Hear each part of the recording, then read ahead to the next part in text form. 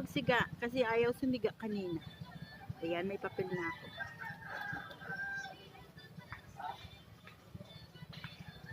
Ayan. Utak-utak, no? Ayan. Hindi pala kailangan. Okay. Yan. Yan. Oh, pero pwede siya pang bahay. Oh, yan. Ay, direct 20 kalo. Sigaan natin tong dahon para hindi na ilagay sa sako para maging basura. Para tipid sa mga balot-balot.